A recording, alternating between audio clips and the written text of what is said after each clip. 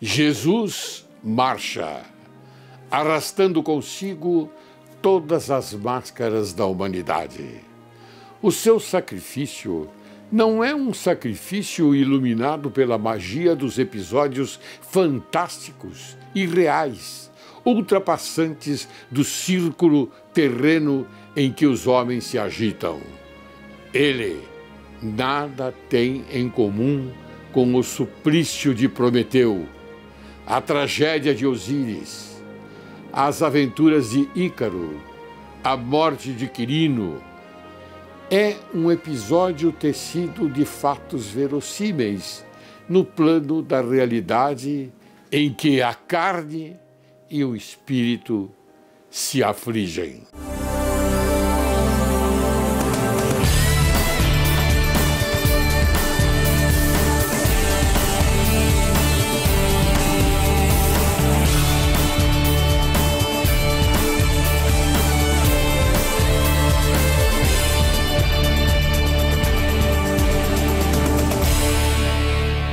Direito e Justiça em Foco é o teu programa e o Brasil, teu país. Inicia o programa de hoje com a citação de Plínio Salgado. Vejam só que maravilha, vejam que texto excelente. A grande marcha começou à 1h da tarde. O seu rumor retumba aproximadamente há 20 séculos. Outras mais extensas e mais espetaculares se fizeram antes e depois dela. A de Cambises, a de Alexandre, a de Aníbal, a de César, a de Gengis Khan, a de Tamerlão, a de Átila e a de Bonaparte. Mas nenhuma foi maior na sua significação humana, nenhuma sintetizou e revelou de maneira tão completa o mistério do espírito e a expressão cósmica da carne atormentada. Não é aqui o rodar dos carros de guerra, o estrupido febril dos cavalos, o estridor das batalhas e os gritos metálicos dos clarins na vitória. É o ruído dos passos de um homem andando sob o peso do seu próprio cadafalso. E, em redor desse ruído, a humanidade, com todas as suas grandezas e todas as suas misérias. Hoje, Direito e Justiça em Foco apresenta a você, caríssimo telespectador, um tema sobre a justiça do trabalho, sua funcionalidade jurídica e inovações frente às alterações realizadas pela Lei 13.467/2017. E para falar desse tema tão importante, convidamos o doutor Dárcio Barbosa. Ele é sócio proprietário do escritório de advogados, OAB de número 15.278J. É isso, doutor? É, isso é muito bem. É formado em Direito em 1999 pela Universidade de Guarulhos. Aliás, o parabenizo porque conheço bem, já dei aula lá e também fui formado por ela. Ouviu, doutor? Gratidão, muito bom. Somos colegas. Sim, que honra. 1972, onde que eu fui presidente, inclusive, do diretório acadêmico. E pós-graduado e com licenciatura em processo civil pela Escola Paulista da Magistratura. Especialista em administração condominial, direito imobiliário pela FMU. Especialista em Direito Difuso e Coletivo, Direito do Trabalho pela Unip e pós-graduado em Direito Tributário pela Faculdade Legale. Professor de Direito do Trabalho e Prática Trabalhista em cursos preparatórios de capacitação profissional e exame de ordem. Palestrante nas áreas de Direito do Trabalho, Processo Civil, além de Prática Forense. É diretor da Associação Brasileira de Advogados, ABA, em São Paulo, desde 2016. Atua como advogado no âmbito empresarial em Santana, Zona Norte. Seja bem-vindo, doutor Dárcio. Muito grato, doutor, muito grato e uma grata satisfação em saber que seguir de forma indireta vossos passos no diretório da UNG, né? Exatamente, lá está meu nome. Que bom. Isso foi em 1972. Muito bom. Me formei em 1972 pela Universidade, da Faculdade de Direito de Guarulhos. Vila Rosária, naquela época. Era Vila Rosária. Né? Isso. Bem, doutor Darcio, a sua vida aqui foi providencial porque o programa Direito e Justiça em Foco, não é, sempre teve essa pretensão de informar bem o telespectador. Porque há, por exemplo, pessoas que desconhecem certos deveres e obrigações necessários à vida comum. Não é? E o direito do trabalho é o direito que, afinal de contas, a todos interessa. Mas antes de nós conversarmos sobre essa sua magnífica apresentação aqui no programa Direito e Justiça em Foco, eu queria fazer uma pergunta ao senhor, porque eu estou bastante preocupado com o meu país, estou bastante preocupado com São Paulo, estou bastante preocupado com as autoridades constituídas. Eu não as vejo como autoridades sérias, o senhor me perdoe esta sinceridade, não as vejo dessa forma. O que o senhor acha desse triplo homicídio ocorrido ultimamente, onde um pai tresloucado mata o ator Rafael e seus pais a sangue frio? O achar é triste, é doloroso. Sim. Né? É uma conotação aí absurda. É um ato de complexidade, um maníaco, de um desvairado, de uma alma a receber alguns cuidados. Eu acho que isso aí é passo e passo de um doente. Toda a eloquência, da forma brutal que foi. Um genocida, né?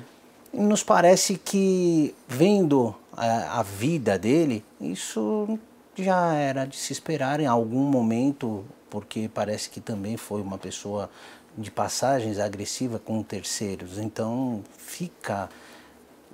ficamos estupefatos perante ao ocorrido, né? É ruim, é muito ruim. E a imprensa sensacionalista, né? Ela se aproveita desse tipo de tragédia, não é? Para que naturalmente construa ideias mirabolantes, no sentido de que, ele saiu, olha aí como ele saiu, ele atirou e saiu normalmente caminhando. Meu Deus do céu, e as autoridades, aonde estão que nada fazem? Aonde estão as autoridades que nada fazem, meu Deus do céu? Seria bonito vir a público, principalmente a equipe que nós temos perante a Polícia Civil, né, equipe de balística, de polícia científica que tenho como séria, né, e vir eles que são especialistas e pararem com essa especulação maliciosa para fatores midiáticos, né, serem construídos, dando total projeção a um crápula que deve ser execrado da sociedade, sendo recluso ou outras coisas que o basem, né? Mas deveriam eles vir, a polícia científica, trazer total dimensão da forma que foi, como colocou os projéteis, porque é uma aberração. O fato em si, abruptamente absurdo. 17 projéteis absurdo. 17 projéteis foram. Só nele foram 13, né? Como só no rapaz foram 13. Exatamente. Exatamente. E eu gostei muito da sua dicção no sentido de ser execrado. Eu tenho a minha maneira de expor esta execração, não é? Porque eu sou daqueles que pensa da seguinte forma: se a erva é daninha, vamos terminar com ela de uma vez. Não é? Tanto o senhor vê que em países do primeiro mundo, nos Estados Unidos, pelo menos em 36 estados, há a pena de morte. Não é? Há a pena de morte, e essa pena de morte ela é legal, porque a sociedade americana ela não permite que um tipo de coisas como esta aconteça à própria sociedade. Não é? E inclusive com requintes de maldade, com requintes de genocida. É um genocida. Então a gente vê, por exemplo, uma ideia hoje, de um modo geral, as práticas punitivas vão se tornando púdicas. Você não pode, por exemplo, nem passar pela ideia de encostar numa pessoa, num condenado, porque os direitos humanos reclamam. Mas os direitos humanos também têm que entender que a pena de morte ela é necessária. E nós estamos num país onde devemos imitar aqueles que, afinal de contas, estão, não é, à nossa frente. Como eu relatei agora, 36 estados dos Estados Unidos, eles são aptos e têm a legalidade da pena de morte. É tão simples, uma coisa tão simples, quer dizer, é uma injeçãozinha que se dá na veia, principalmente um tranquilizante antes da passagem final. Da passagem final, porque não se pode maltratar o condenado que vai à morte. Então há um staff todo especial, composto de guardas, médicos, capelães, psiquiatras, psicólogos e educadores até, não é?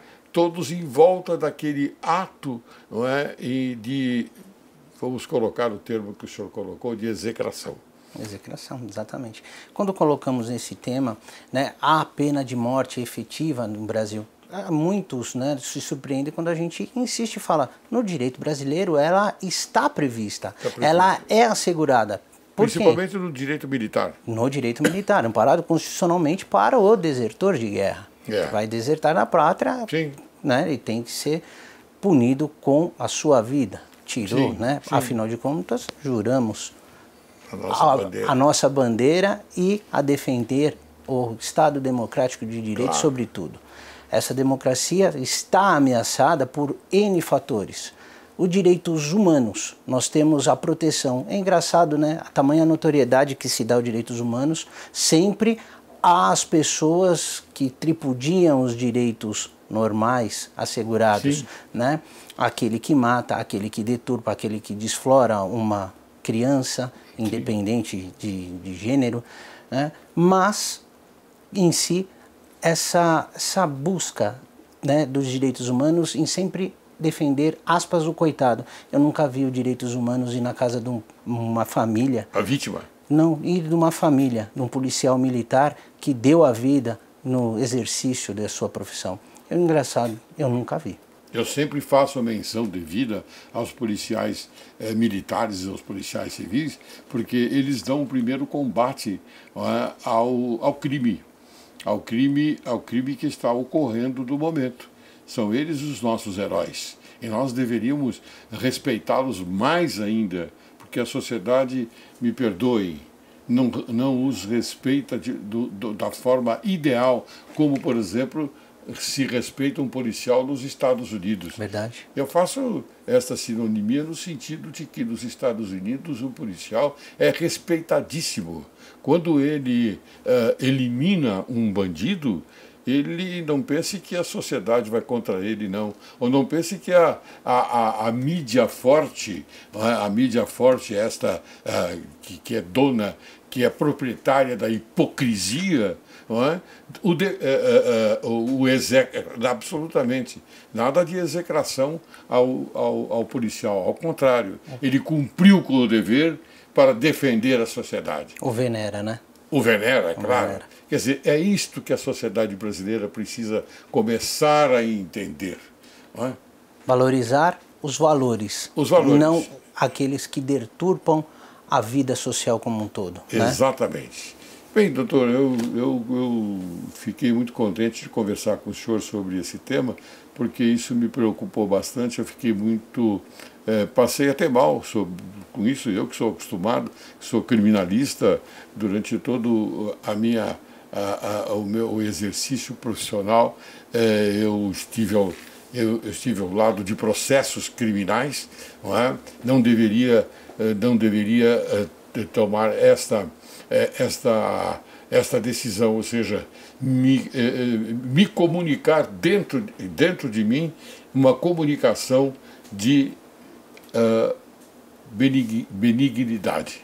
Sim. A benignidade, ela existe, mas eu fiquei bastante surpreso com isso. Bem, doutor, fiquei muito contente em recebê-lo aqui, doutor. Que bom. Agradeço. E nós conversamos aqui de uma forma bastante boa, não é? Por enquanto, e tenho certeza absoluta que o telespectador vai adorar as suas colocações, porque elas são próprias de informações corretas. Então eu já começo. Vamos lá. Pode, lógico. Na prática, quais são as principais alterações que a Lei 13.467/2017 traz? Isso quer dizer na prática. Na prática. Na prática, nós temos como a advocacia militante, de uma forma geral, a não, como que eu vou colocar, a não distribuição equivocadas que haviam de inúmeros processos que assolavam a Justiça do Trabalho como um todo. Na prática, ela veio para coibir, de certa feita, essa prática, né, que infelizmente, eu vou dizer, operadores oportunistas do direito assim o colocavam de forma geral. Era notória inúmeras reclamações trabalhistas sem fundamento que buscavam a efetividade de uma conciliação a todo custo. Víamos distribuições de uma ação no valor exorbitante de R$100 mil, a exemplo, remeter a um acordo de R$1.000, R$2.000. Qual o nexo de causalidade que isso trava? Qual é, se não, enriquecer aquele que está deturpando o fim social da justiça, né? O fim social da Justiça do Trabalho que está sendo batido a todo momento, principalmente na contextualização política do Estado atual, né? Nós temos nessa prática voluntária dos direitos, acresceram formas que não estavam entabuladas. Exemplo, nós tivemos a remissão do artigo 482, a linha M. Foi criada a linha M do 482 que remete à justa causa do empregado. Exemplo. O que fala essa linha M?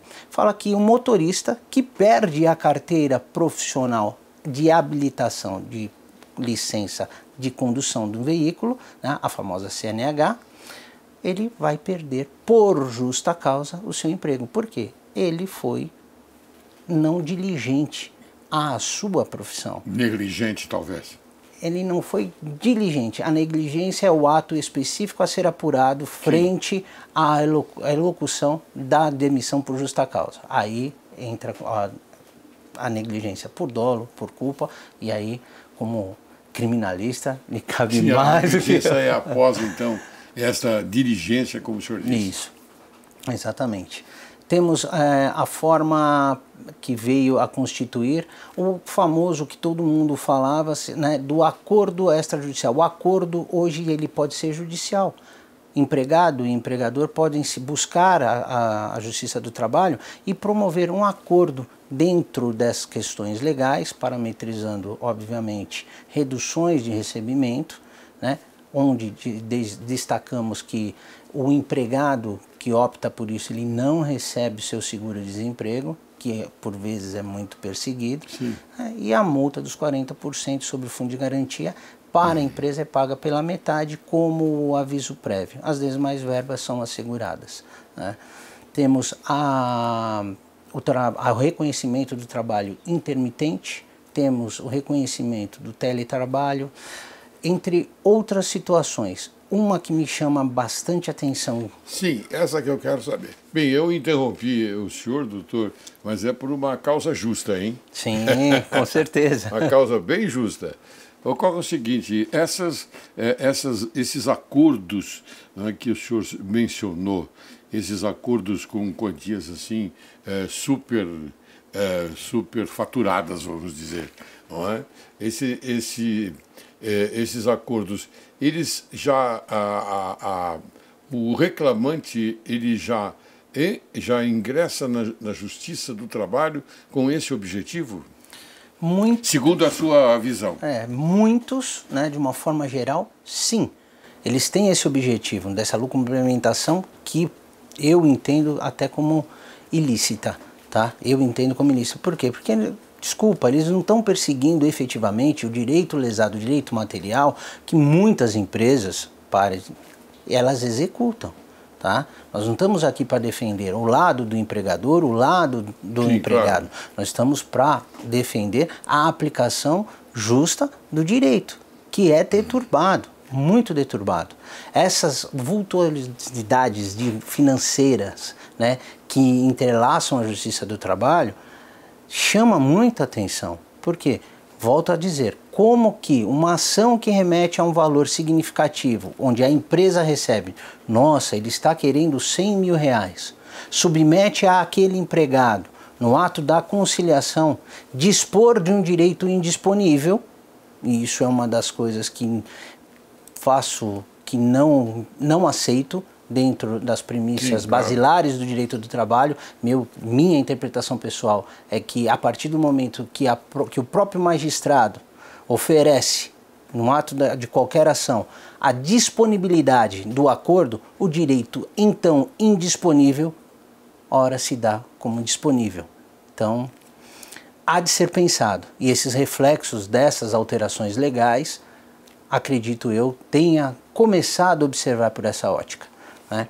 Voltando a essa similaridade desses ajustes, como que esse funcionário aceita R$1.000, R$2.000 num processo de 100? Onde está a aplicação da justiça, que não negocial em algum terceiro? Onde estão os fundamentos, né? Exatamente. Aí, de toda essa briga, toda essa discussão, nós tivemos muito quando a figura do juiz classista, que eram representantes, juízes nomeados ao Tribunal Regional do Trabalho, parte de empregado e empregador, foram retirados de cena da Justiça do Trabalho, as tornando de juntas de conciliação e julgamento para varas do trabalho. Nós tivemos... Pega a história recente da Justiça do Trabalho e veja o tanto que a advocacia lutou para aquilo, para manutenção. Veja o quanto que a advocacia está relutando também para esta pseudo-reforma. Sou a favor da reforma? Sim, com a justa medida de não acabar com a justiça do trabalho, que é uma justiça social, prevista no artigo 92 da Constituição Federal, no seu inciso 4º, compete ao judiciário. A justiça do trabalho ali está assegurada. Mas nós temos que reinventá-la, recolocá-la, buscar o direito social em prol da sociedade e não em prol de uma desigualdade financeira e fonte de renda para muitos.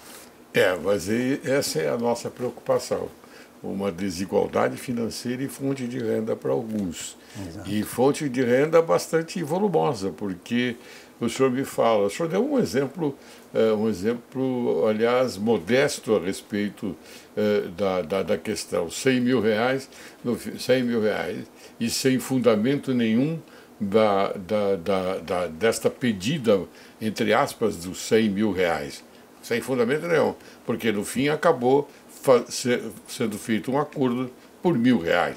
A base da distribuição das ações hoje, com a alteração, a Lei 3.647, ela coloca exatamente a liquidação dos valores. O advogado hoje ele tem que colocar na sua petição inicial o que remete, explicar, detalhar, ao ponto de ser extinta sem apreciação do mérito. Então vamos respeitar o direito. Muito bem.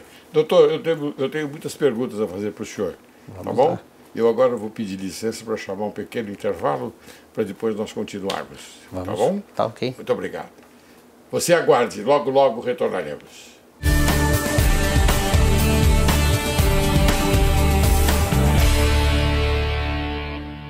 Olá, hoje irei dar uma dica de como você faz para a sua criança fazer aquilo que você não quer. Para conseguirmos falar de uma forma mais assertiva com as crianças pequenas, precisamos pôr ordem nas palavras que iremos dizer, porque a ordem das palavras, numa oração, age diretamente no cérebro, principalmente das crianças, conduzindo o pensamento. Isso se chama gestão da comunicação. Quando você não quer que seu filho faça algo, explique todos os motivos e, por último, sugira uma nova ação. O que você disser por último é que fixará na memória dele. Obrigada e até o próximo programa.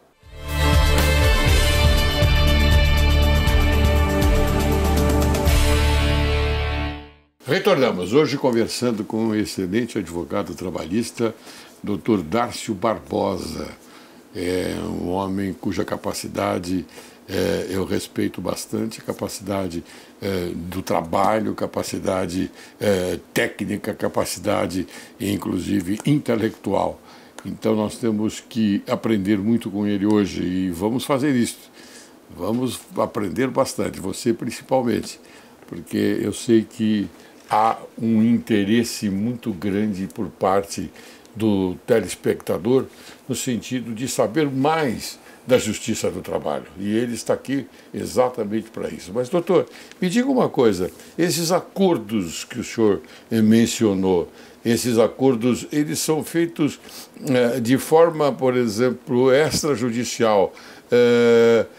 Se faz uma petição, uma postulação, no sentido e se protocoliza em juízo e vai para uma das varas do trabalho e lá se faz o acordo. Como é que se processa isso? Vamos lá. Quando se fala em acordo extrajudicial, principalmente da disponibilidade de direito trabalhista, né, nós temos a aferição do seguinte: o empregado e o empregador, eles conversam e acertam os valores. Olha, eu vou te devolver a multa, você não vai pagar, libera o fundo de garantia. Não, é a norma regulamentadora, ela veio assegurando a composição de um desligamento voluntário, beneficiando ambas as partes que querem rescindir, trazer a resolução do contrato de trabalho ali até então vinculado.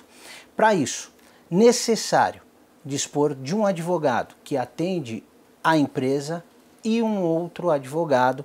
Habilitados, né? Ambos habilitados, inscritos regularmente perante a Ordem dos Advogados do Brasil, e outro advogado que represente o empregado ou a sua categoria profissional, o seu sindicato, um advogado do sindicato. Tá? Pode ser colocado dentro do sindicato esse acordo? Não.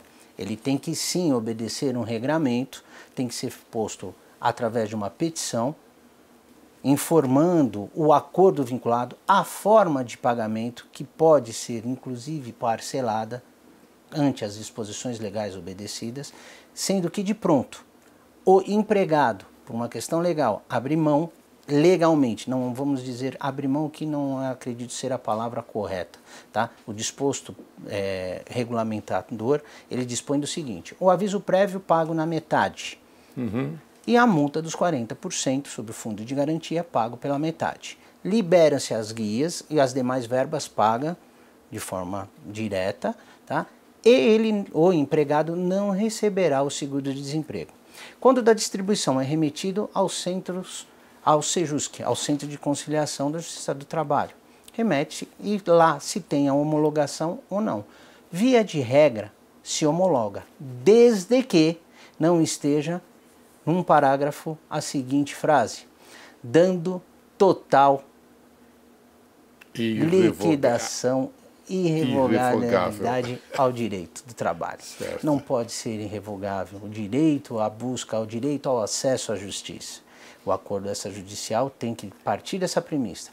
Ocorreu o acordo para a composição daquela discussão, que é o recebimento das verbas rescisórias e a rescisão contratual, o fim da relação de trabalho existente. Entretanto, a rescisão do vínculo. A rescisão do vínculo, daquele contrato.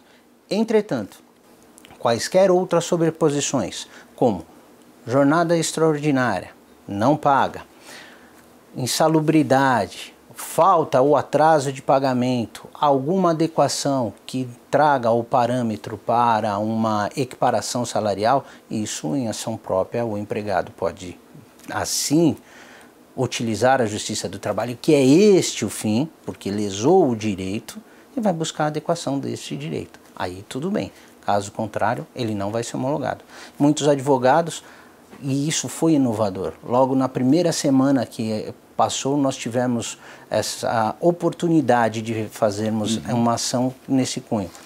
Fomos obstados, porque foi tudo feito, tudo certo. Na hora de o reclamante falar que aceitava o acordo, ele falou que não aceitava. Entretanto, nós tínhamos colocado que ele não tinha aberto mão do direito de ação, não tínhamos colocado que era irrevogável, irretratável, dando quitação geral ao contrato de trabalho. Não, tínhamos colocado que ele dava, pelos termos e condições apresentados à rescisão do contrato de trabalho, ali outorga que tinha sido pago.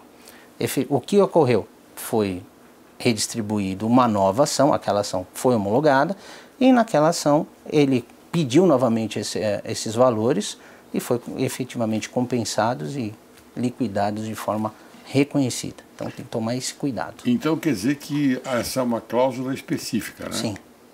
É específica e ela é como se fosse uma cláusula pétrea dentro do contrato, é isso? Ou não? A cláusula pétrea dentro do contrato, a legislação trabalhista ela vem sendo mutante, né? Nós temos, como nasceu a Justiça do Trabalho, né? Veio no Brasil 1830, 1835, com o primeiro descrito com contratos de prestação de serviço. De 1835, 1843 veio as resoluções da justa causa e acordos entre partes para a prestação de serviço. E 1º de janeiro de 1943, instituição da consolidação, o compêndio, né, a consolidação do direito do trabalho, a consolidação do direito do trabalho, a nossa CLT. Né? Quando colocado... Graças à atuação de Getúlio Vargas, graças à atuação de Getúlio Vargas, com compilação, né, da Carta de Del Lavoro de Mussolini. Né? Nós temos ali total equiparação a isso. Nós temos aí essa efetiva. E quando a gente remete, faz toda a aula introdutória a direito do trabalho, eu digo que Deus, quando criou o mundo, já viu ali a inserção do direito do trabalho. Na própria criação do mundo. Pois está em Gênesis, Deus criou o mundo em quantos dias? 7, né? Em 7 dias. Entretanto, descansou um, né? Ele criou o mundo em 6 e descansou ao 7º dia. Tanto é que muitas religiões guardam o sábado ou o domingo como santo. E aí está o quê? Está incluído na criação do mundo o descanso semanal remunerado, o DSR. Deus já previa, então ele descansa o último dia. Né? Aí que interessante essa conotação, não é? E o telespectador deve também achar próprio, porque no 7º dia há o descanso da criação, não é? Como Deus, como você diz, Deus criou o mundo em 7 e descansou no 7º dia, então há o descanso propriamente dito no tocante à justiça do trabalho. Está lá. Muitos passam desapercebidos, mas veja a regra, veja o nascedouro, a etimologia da palavra, né? Vamos buscar. E nós, do direito do trabalho, nós refutamos a criação de onde foi assinada a consolidação das leis do trabalho. A consolidação das leis do trabalho foi um grande alvoroço, né? Com um grande glamour. À época, na capital do Rio de Janeiro ainda, né? E aonde foi assinada? Na maior paixão do brasileiro, o futebol. Foi assinado em São Januário, no Clube de Regatas do Vasco da Gama. Que maravilha! Então, quer dizer, são pequenas peculiaridades que remetem à sua existência, à sua formação e à não admissão, né, conforme uma pequena bancada vem se colocando na sua extinção. O direito do trabalho tem que ser assegurado. E me diga uma coisa então, doutor, quer dizer que esse particular que nós estamos aqui conversando são os principais, podem ser considerados os principais reflexos frente à advocacia trabalhista perante essas alterações efetivadas pela Lei 13.467, 2017? Sim, guardando como um trunfo o último, assim, que a gente tenha mais aptidão à advocacia, que foi o reconhecimento do direito da sucumbência, no patamar de 5% a 15%, que até então... antigamente não havia sucumbência. No direito do trabalho, não. Foi o reconhecimento. E com isso, o reconhecimento para a utilização efetiva e reconhecimento do direito civil. Hoje, mas quando se faz um acordo, a sucumbência... ela passa a não subsistir, né? Acordo, vontade das partes. Vontade das partes. Nós já colocamos em submissão os reflexos perante a sucumbência, mas, via de regra, comumente não se é utilizado. Comumente não se é utilizado. Não se é utilizado. Sim, os reflexos da ação, isso diminuiu também. Porque cada parte paga o seu advogado. Sim. Não é? Cada parte paga o seu advogado. Lógico. O reclamante antigamente não tinha o ônus da sucumbência e não tinha o ônus do pagamento das custas processuais. Sim. Hoje ele tem, mesmo com o detentor da gratuidade da justiça. O judiciário precisa viver, doutor. Se bem que ele não vai diretamente ao judiciário, lamentavelmente. Exato. Passa pelo Estado, não é? Infelizmente. Passa pelo Estado. Exceto no Rio de Janeiro, porque no Rio de Janeiro nós, eu falo do Tribunal de Justiça do Rio de Janeiro, que ele é autônomo, que ele tem vida própria. Quer dizer, ninguém paga os salários dos magistrados do Tribunal de Justiça do Rio de Janeiro. Quem paga é o próprio tribunal. O Estado não contribui com essa obrigação. Então, quer dizer que nós, aqui em São Paulo, estamos atrás, né, deste grande feito, que é a independência financeira do Poder Judiciário. Autogestão, vamos dizer assim. Autogestão. Exatamente. Que nós, às vezes somos criticados, principalmente pela mídia forte, não é? No sentido de que juiz ganha muito bem. Não ganha, não. Não ganha, não. O tanto que se dedica, o tanto que se abdica, o quanto fica fora da vida social. Um jogador de futebol ganha 40 milhões por mês. Né? Não é? Verdade. Então, quer dizer que há uma desproporção. Não é? Exatamente. Muito bem. Mas isso é outra coisa, isso é coisa completamente diferente, não é? Bem, doutor, diante do novo cenário político frente aos projetos, o que se entende pela extinção da Justiça do Trabalho? Agora vamos entrar num probleminha que o senhor vai ter que, até a exaustão, no sentido de convencer o nosso telespectador. Extinção das leis do trabalho. Da Justiça do Trabalho. Vem se batendo em extinção, né, na Justiça do Trabalho. Eu não coloco como extinção, eu coloco como uma reinvenção, uma reemersão. Por que a Justiça do Trabalho, que é um braço da Justiça Federal, sim, não pode também, em face toda a estrutura, e isso é a proposta governamental existente, auxiliar a Justiça, vendo matérias e reflexos que dispõem entre o direito do trabalho, entre elas o previdenciário. Sim. Por que se criar várias específicas em direito previdenciário dentro da Justiça Federal? Veja as ações que tivemos agora, né, perante a obtenção dos planos econômicos e tudo mais. Veja um montante de ações existentes que buscam o deferimento de aposentadorias, de benefícios. Por que não ser colocado e ali dividido uma justiça que foi criada com cunho social, que é voltada para o atendimento social, em atender também essa matéria, desafogando a Justiça Federal num todo, delimitando-a ao âmbito civil, ao âmbito criminal, que, diga-se de passagem, não é pouco. E não é pouco. Nós vivemos nos nossos próprios umbigos, nossa própria horta. Não vemos um macro. Né? A Justiça Federal é a que mais detém ações.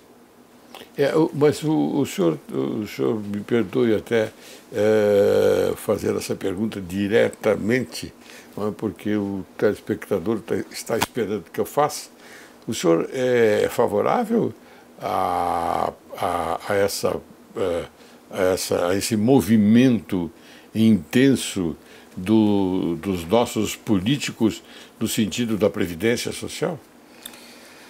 Eu digo nos movimentos intensos porque nós sabemos muito bem que o pano de fundo ele é causticante no sentido de se entender, porque existe um uma provocação no sentido de interesses financeiros. Sim. Não é? Sim. E nós não vamos tocar nesse assunto Sim. porque não interessa, mas interessa a Previdência. A Previdência como um todo, a reforma da Previdência, Sim. a sua vinculação. Sim. Infelizmente, temos que passar. Infelizmente, ela tem que ser emergida, ela tem que nascer, ela tem que efetivar. Mas muitas das ressalvas que foram excluídas devem ter menção e também reforma. Também reforma. Também reforma. Nós temos que aplicar a disposição párea da justiça. Não tirar os meus e aplicar para o todo. Aí fica sem conexão, sem coesão. Aí o enfraquecimento. E aí a oportunização de pessoas que deturpam o fim realmente que ela é. Né? Nessa reinvenção da Justiça do Trabalho, no dia 21 de janeiro deste ano, nós tivemos presente no movimento em defesa da Justiça do Trabalho, na frente do Tribunal Regional do Trabalho. Nós estávamos lá, nos fizemos presente, defendendo a manutenção, como defendo, Sim. mas ela precisa ser reinventada. A máquina, nós vemos os próprios corredores da nossa Justiça do Trabalho se esvaziando. Vamos trazer a Justiça do Trabalho, a Justiça obreira, a Justiça social, a Justiça do povo para o povo. Vamos reinventá-la. Porque aí a gente vê com base no direito processual civil, no direito civil. Nós temos a prática do amicus curia, o amicus curiae. Por que na Justiça do Trabalho não se molda no intento de trazerem conciliadores perante as ações que foram distribuídas e não discutidas em matéria? Nós temos ainda, em primeira audiência, o arquivamento, a conciliação de pelo menos, ouso dizer, de 40% dessas ações. Ah, sim, o arquivamento da através inicial. A resultante de acordo. Eu digo o arquivamento resultante de acordo. Por que parar um magistrado com a aplicação de direito? Por que não se moldar?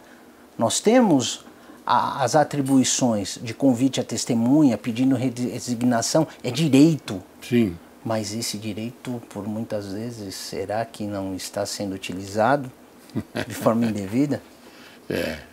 É isso que a gente precisa colocar, essa reinvenção, para a máquina rodar. Porque a versatilidade eu não digo do advogado, porque o advogado ele está no papel dele, ele tem que defender o seu cliente a todo custo, quer queira, quer não, a defesa é imperiosa, essa defesa. Mas a versatilidade, ela domina um pouco esse tipo de incidente que o senhor coloca. Sim. Hoje, na Justiça do Trabalho, ela aceita a conciliação através de WhatsApp. A gente manda, Sim. pede a homologação, ok, bacana, conseguiu. Por que não essa celeridade que é princípio basilar, celeridade dos atos processuais, economia, Sim, na Justiça do Trabalho, tanto é que nós não temos um processo do trabalho, nós está no compêndio da consolidação, está ali intrínseco, nós já não joga, já não tem essa disposição. Sim. Né? Vamos torná-la ágil, eficaz, aí acaba os murmúrios, tenho certeza. Muito bem, eu estou já terminando o programa. Olha como passou depressa. Muito rápido, hein, mestre? Veja só. Muito rápido. Não, rápido porque o senhor é um expert no assunto, doutor Darcio, e o senhor colocou o tema sob um prisma bastante eloquente. Não é? Eloquente no sentido de municiar a sociedade brasileira que está nos assistindo, não é? De pontos importantíssimos dentro da questão, dentro do tema. Então, evolui a velocidade do programa, não é? O ritmo, o princípio do ritmo, que o senhor conhece muito bem, não é? Esse princípio é que prevalece no sentido de que tudo está correndo bem. E eu fico muito contente por isso. O senhor tem mais alguma coisa a colocar daquilo que o senhor já colocou e quer reforçar? Eu quero agradecer ao senhor a oportunidade, quero agradecer principalmente ao grande Senhor dos mundos que nos oportuna viver dia a dia como se o último fosse, e colocar para o senhor que eu não sou mestre de nada, eu não sou professor de nada, eu sou um aprendiz constante em buscar a verdade, em se aplicar dia a dia. Nós somos aprendizes. Com certeza. Mestre dos mestres, a gente sabe que existe um. E para mim existe sempre, no meu coração, ele está bem, bem latente, não é? O nosso querido Jesus Cristo, com certeza, o melhor homem que apareceu neste planeta, o homem mais lúcido, o homem com ideias melhores, o homem que deu o caminho para a humanidade, para que a humanidade vivesse bem. Só que a parte da humanidade não recebeu esta dádiva da forma como ele colocou. Mas eu faço essa menção porque hoje eu fiz uma homenagem também a Jesus Cristo no início, né, sobre a marcha até o cadafalso. Né? Então eu fiz questão de me pronunciar dessa forma. Bem, doutor, eu queria fazer a entrega para o senhor de uma pequena lembrança do programa Direito e Justiça em Foco. É um livro traduzido por mim, O Crime Complexo, de Silvio Ranieri, e a Quartier Latam foi aqui, naturalmente, editor. Então eu faço, já está autografado. Muito grato, Excelência. Tá bom? Muito grato. E as suas considerações finais? Minhas considerações finais se remetem a um princípio básico do direito do trabalho: o acesso à justiça, o amor à justiça, o amor à profissão, à dignidade, a busca de um direito real, a busca de um direito a todos e para todos, com as suas ressalvas e com o seu devido respeito. Nós não podemos deturbar o direito, mas sim aplicá-lo da melhor maneira possível para tirar essa máscara que traz esse envolto humanitário à sociedade de tanta coisa que pode ser resolvida com um simples diálogo e que se acaba remetendo ao âmbito judicial como mácula, como briga, e que no dia de amanhã, vendo tudo isso, vai ver que naquele campo poderia se semear. E sim, se colocou uma manta e dali não nasceu nada. Não se pode colher nada. Não se pode colher nada. Não é? Então vamos colher, vamos plantar. Parabéns, doutor. Vamos plantar para colher o bom, o melhor, e naturalmente também junto com a caridade que devemos ter dentro de nós. Com certeza. Encerro o programa de hoje com as sábias palavras de Plínio Salgado. Nesta marcha a distância é pequena. Do pretório de Pilatos à colina do Calvário vai menos de 1 quilômetro. E nesse espaço e pelo tempo de 1 hora, todas as fisionomias se manifestaram. O ódio, a inveja, a cólera, a crueldade, o orgulho, a covardia, a dor, a lágrima, a aflição, a compaixão e o auxílio também esteve presente. Por isso, o programa Direito e Justiça em Foco tem como objetivo trazer convidados que consigam informar a verdade sobre fatos veiculados nas redes sociais também, transmitindo sempre a verdade sobre a questão abordada. Assim, espera-se que a conversa de hoje tenha a força e a energia de aproximar a sociedade brasileira com o objetivo de alimentar e conservar sempre vivo no coração humano o lume sagrado da honra, da independência, da magnanimidade, do patriotismo e da consciência pública, preservando os sentimentos de direito e de justiça. Quero agradecer mais uma vez a presença do excelente doutor Dárcio Barbosa, que muito honrou o programa de Direito e Justiça em Foco e esclareceu a sociedade brasileira sobre a justiça do trabalho, sua funcionalidade jurídica, inovações frente às alterações realizadas pela Lei 13.467 de 2017. Doutor Dárcio, muito obrigado pela sua atenção. O senhor vai ficar marcado no meu coração para o resto da vida. Agradeço. Parabéns. Amém. Agradeço.